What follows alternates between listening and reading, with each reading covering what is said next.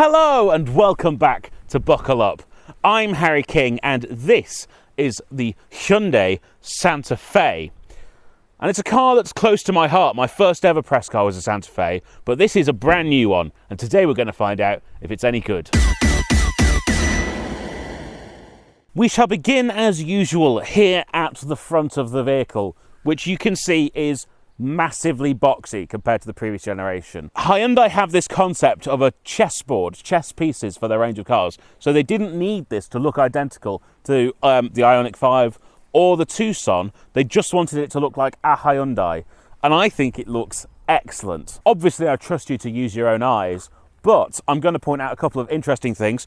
Number one, this H pattern, which I presume stands for Santa Fe somehow. Then there's these active flaps, which can open if the engine needs cooling or close to improve fuel economy, which will be helpful on this very, very bluff-fronted car in order to actually give you reasonable fuel economy. Down the side, we find these excellent 20-inch alloy wheels surrounded by interesting shaped wheel arches that fit in with the blocky nature of the vehicle. Otherwise, you've got some black elements, including Santa Fe written out here on a fake side grille. And I quite like the roof bar design. I think that looks quite funky. You also get a very large section here on this pillar. On some models, there's a little lever here to help you climb up onto the roof if you've got things in your roof rack, because that's adventure-y. And then round at the back, we come back round to our Santa Fe H. Of course, it's also written out in very large letters across the tailgate. Now let's have a chat about lights, because I know that these aren't everyone's favourites, the design in general. People say these are too low down. I've got to say, personally, I disagree. I like the way the back of this car looks. But there are some interesting things with the lights because of this overall design. Hyundai wanted a really, really wide boot opening. So in order to do that, they've put the full lights on the boot lid. This causes a problem in certain markets where you're not allowed to have your lights on moving bodywork. So while these are the daytime running lights and the brake lights and everything, when the car is normal with its boot shut, the moment you open the boot, everything moves down into the bottom with the indicators, which is an interesting choice. But I think the main thing is there's no reason for these to be this low down on the boot. They could have probably put them up here, which would have made more people more happy. Also back here, you get two cameras. This one is the reversing camera, but this one up here, this is your rear mirror camera. Because the vehicle is so big and long, Hyundai thought it would be simpler to have a rear view camera. I'll get onto that again on the inside, but for now, I'll open up the automatic tailgate and you will see how mighty and wide the boot opening is. Very, very wide indeed. What you get in here is between 600 and 700 litres of space, depending on how you position the middle row, because that slides. Figures for just behind the seats, I don't have any official figures, but I'm going to guess around 100 litres. It's not a huge amount of room, similar to the very smallest of city cars. With everything folded down, which I can do with the push of a button here, you get 1,924 litres of space, which is loads. Really as much as you're ever going to need. If you need any more than that, you should be looking at buying an van. This boot is also packed with interesting and useful features, and a couple of gripes from me. Because this is the PHEV, when you lift up this piece of boot floor, there's no space underneath it to stow the rear parcel shelf, which doesn't fit in the boot when all the seats are up either. So you will have to leave that at home if you're having 7 people in the seats. And also, there is no space anywhere for your charging cable, so it's sort of just abandoned in the boot. And if you have all 7 seats up, that's going to eat quite a lot into your space. You do get, though, a 220 outlet, 2 USB-Cs, a 12-volt socket, and 6 different tie-down points and hooks. So lots of practicality and usability in here, partially because there are rear seats in the third row, which I'll go and sit in now. Right, operation of and getting in and out of the third row. Very easy to get the seat out of the way. I just push this button up here and it slides forwards like that. Doesn't leave me with the biggest gap in the world, but again, not many 7-seaters do have a super large gap here to get in. No better way of testing the practicality of a 7-seater than making a fat man climb into the boot. This is going to be very, very Now here's my problem, or one of my problems with this system. That locks back in not a seat position. You have to bring it back down, and then it's sort of in a seat position. But it's still, this is rolled forwards, because if this was rolled as far back as it can go, there wouldn't really be enough room for my legs back here. I'm going to say these are more child-oriented back seats, even though this is one of the largest 7th rows available on the market. It's not quite as spacious as a Land Rover Discovery or a Kia EV9. I do get quite a lot of toys back here though, so either side has 2 cup holders each. You've got USB-Cs, as I mentioned before, and you have your own AC controller, so you're not, stuck in an unopening window awfulness of stale air, which can happen in the back row of a car like this. The other thing to note is you do have Isofix on both of these rear seats. So this car actually comes with 4 Isofix anchor points, which means if you have 3 very small children, this is one of the few cars on the market that you can consider. I'm going to clamber back through to the normal back passenger seats and see how comfortable they are. So straight away, this looks like not a lot of room for a car this size, but that is because I'm all the way forward in order to put more legroom in the back row. If I move these benches back, I suddenly have so much more room, loads of legroom, and even though I've already got loads of headroom, if I pull this lever at the side, I can also recline my seat a really, really long way and be very, very relaxed indeed. So, great car for having a nap in on a long road trip, which I'm going to say these will go on quite a few long road trips. Certainly my family 7-seater did when I was younger.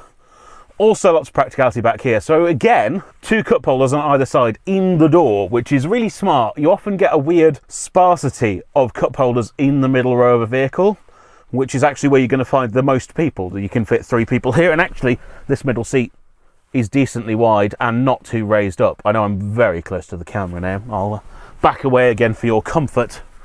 But of course, as well as those, you do get another 2 cup holders here in this centre armrest. So that's 6 here in the middle row, 4 in the back, and then there is even more in the front, 14 altogether, including the door cup holders, which are decent sized and will fit a large bottle of water in them.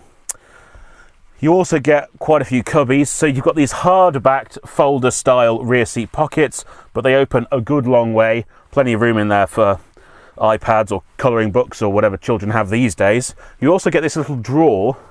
Now this is actually kind of a multi-storage solution here, so this all comes as part of the centre console storage, which I can also open from the back here.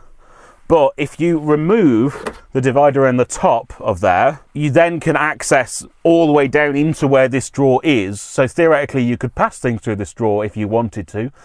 But also, when this drawer slides back in, the space in front of the drawer is also open. So if you want to really, really stash stuff away and hide it, you can hide that right in under the centre console if you want to. There's no fantastic way of showing that on camera. You'll just have to trust me. But you can at least see the lid and the drawer and all of those things. USB-Cs here on the side of the front seats. These seats are lovely. They're in this white pleather. They're perforated on the centres and they're 3-stage heated. I also have full window blinds as well. So there's as much luxury as you can really shake a stick at. Let's see if I can keep shaking that stick in the front seats. Yeah, definitely very luxurious up here. What I love about this interior is it is Land Rover Discovery 3-4 meets Hyundai Pixel design. So I love this. So 4 dots on the steering wheel. And you're thinking, what's that? What pretentious bit of nonsense is that? Well, I'll tell you. This is the Morse code for the letter H. For Hyundai, obviously. All the H's represent Hyundai. They also represent the Pixel design language, which you will find on electric Hyundais primarily, but this kind of ties them together with the ICE range. But onto that Land Rover element, I mean, well, this steering wheel has definitely got a familiar shape to it, but also the practicality levels in here and smart touches. Like, I've got 2 glove boxes. Not only do I have 2 glove boxes, I've got a shelf here as well for various knickknacks. Top spec models as well. On that top glove box, it will actually clean your phone for you using ultra blue violet light stuff. Science. But there's more than just that. Obviously, we've talked about this. I can actually open this from back here to give the cameraman a slightly easier time of filming in. And I've got this bit that removes. And then you can see I've got this divider down to the front that removes. And then you can see that my arm goes all the way in to the shoulder, basically. So this pocket is as big as the interior of a cow, I'm going to say. As well as all of that, I've got a humongous space under the center console that's just open. Fantastic for handbags. There is a 12-volt socket down there as well if you want to run some accessories, or like a big charger brick down there for all your devices. But we get to the top here, which again is brilliantly laid out. 2 big wireless Qi chargers for your phone, but not satisfied with them just being wireless. There's also 2 USB-Cs right here, which means all of your phone stuff can just be here and not be in the way and not slide about because these are rubberized. You can alternate to have this charge and connect your phone to the screen here, or of course you can just run it wirelessly. Android Auto, Apple CarPlay, that integration is pretty much seamless. If I go back to home, it's the normal Hyundai system, so again, pretty fast. The maps are not the best, but the rest of the system's super easy to use, and I would use my Android Auto for navigation anyway. I also love the climate controls. They're not perfect. I don't want to say they're perfect. These are all still touch screen buttons rather than real proper physical ones, but I do get proper dials for my temperature, and everything's just nicely spaced and to hand, to the extent that I find it's really easy to use and modulate even while the vehicle is on the move without having to look down from the driving. I do, though, get a lovely selection of buttons as well, including some nifty things like my surround view cameras. So I do get a full 360 view of the car, I get a top down. Obviously, I get my reversing camera, but I also get this, my digitized rear view mirror, as opposed to just the standard one. Where obviously you can't see me in this one when it's turned on to the proper screen. And the seats as well, they're even nicer than they are in the back. Same material, they're same perforated centers, but here in the front, as well as being heated, they are cooled. I also get a heated steering wheel. These are electronic, both of them as well. Honourable mention to the Bose sound system. That's excellent. Lots of clarity in it and lots of volume should you want it. And then, I mean, two-tone. It's really hard to carry two-tone off, but the bit on the doors where you've got this armrest in the pail, and by the way, super comfortable seating position, really easy to find your way as well because that's electronic too for reach and rake.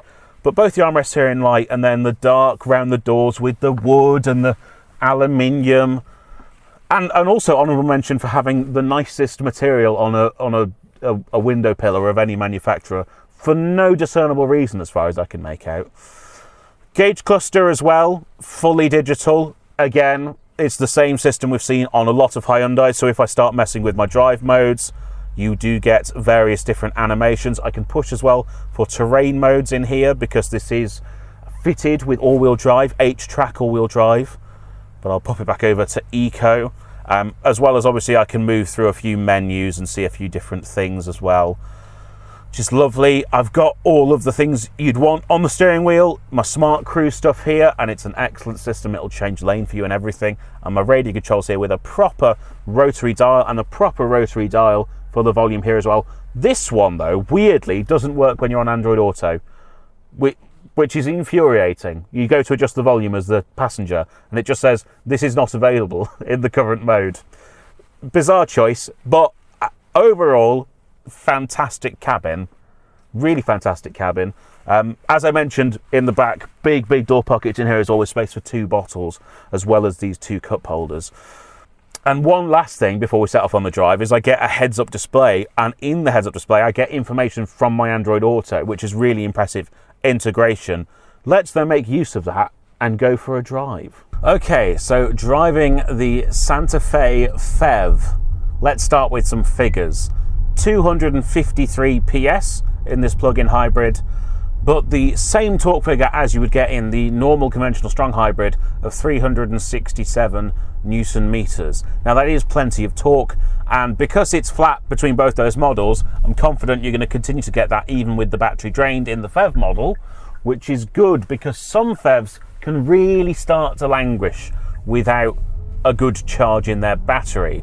Power figures in the PHEV are also 230 PS, so you're not going to lose too much performance if you forget to charge up or if you go on a long journey and drain your battery. With that being said, in this model, 0 to 62 happens in 9.3 seconds, so it's not the quickest car anyway.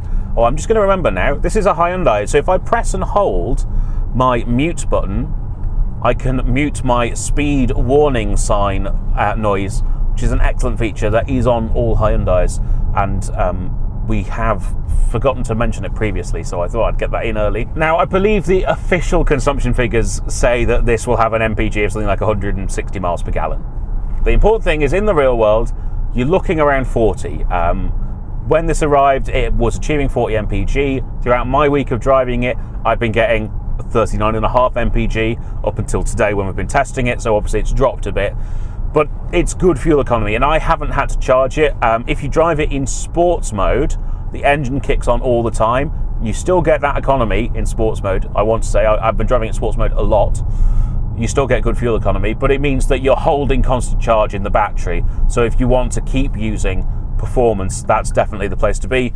Or you can be in eco, and then it'll cut in and out pretty much seamlessly with the engine on or off. It's a dual clutch transmission on the engine as well, which helps it be really, really seamless, because you don't really feel the changes of the gearbox either, depending whether or not you have the engine on. The engine is also super quiet and refined. We've done some really long drives. This is a really, really nice car to cruise down the motorway in. As I said, the Smart Cruise is fantastic, and it changes lane for you and everything. It's the full top tier Hyundai system. Bongs and beeps, this does have a few gremlin ones. This here is your distraction monitor. Checks that you're looking at the road, checks you're not getting too sleepy. I haven't had too much an issue with it. I do like to drive like that sometimes, though, with my right hand at the top of the steering wheel, especially around town when you're doing a lot of manoeuvring. It'll cry that it can't see your face anymore. But the worst thing was when Rob has been driving it, even when we are only 10 minutes into a drive, it was going to cycles of telling him he needs to take a break, he looks too tired. I don't know what that says about Rob, but this car just doesn't like his face for some reason. Those really are the only irritating beeps. You get a little bit of assistance on the steering, but I don't find it too intrusive. And as I've said, you can mute the speed warning ones, although I've got to say it's also been quite accurate. No, I'm not going to say perfect, it's definitely not perfect, but generally it has been correctly reading speed signs, which is better than a lot of other modern cars. But yes, the engine itself, it's a 1.6. I believe it's providing 160 of the horsepower to the combined system by itself. It's the same engine you would have found in the i20N, in obviously a different state of tune, and in some of the smaller models in the PHEV and HEV systems, as well as completely by itself in the Tucson and the Kona. You can have it just as a straight turbo engine. It's an excellent unit. I like it a lot, and it's decently responsive as well with the combination power output. But just the main thing is it's so comfy. Now, handling wise, even though this is all-wheel drive, this is ultimately a front-wheel drive system with electric assistance on the back axle, but it's hugely front biased. So if you do any sort of quick driving, it's going to give way at the front first, and it's also providing more power to the front axle generally. We've driven them a little bit off-road this weekend, and this definitely scrabbles at the front more than anything else. For on-road driving, that's not an issue. For normal road driving, I'm only mentioning it purely as a mechanical mention. It really will have no effect on how the car drives on the road. It's very, very smooth. It doesn't roll really a lot at all. If you've got car sick children, they'll be very, very comfortable in here, I would wager. But it's just the opposite of sport. Even though it has a sports mode, this isn't a car that you chuck into corners. What you can do, though, is put it into some surprisingly tight spaces. This is a big car. It's 4.8 metres long.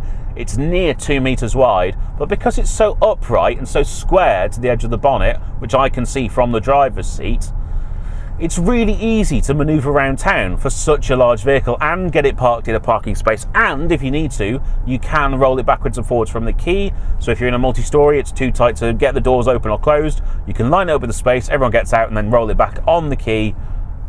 Jobs are good.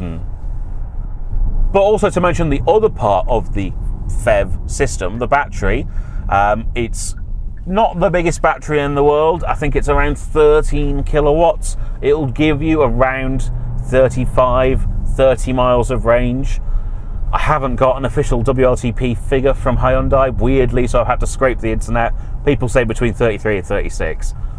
Plenty if you're just driving around town. If you charge it up at home, it'll fully recharge on the fastest possible charging speed in just under 2 hours, or from a standard home plug, it would only take 7. So even if you don't have a full EV charger at home, charging overnight's completely doable, just from a 3-pin socket.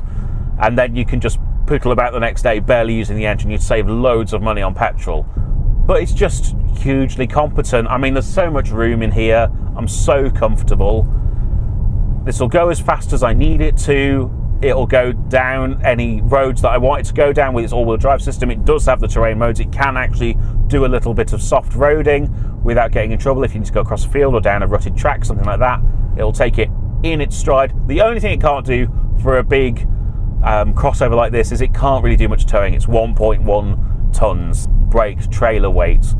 If you want to do some towing, I would recommend looking at a diesel rival like the Mazda CX-80 or the sister car to this, the Sorento, which still comes with a 2.2 diesel engine.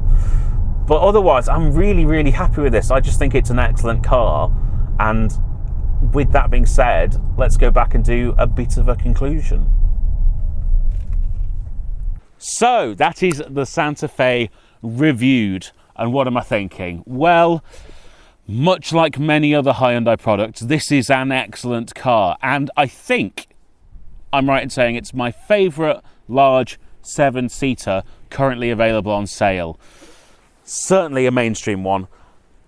Excellent car. If you're thinking about a large family vehicle, I would thoroughly recommend checking it out. Thank you so much for watching. Please remember to like, comment, and most importantly, subscribe. If you go down into the description, you'll find all the links to all our social medias. You'll also find 2 ways that you can directly support the channel. We have channel merchandise and memberships right here on YouTube. So please go and do one or all of those things, and I will see you next time. Bye-bye.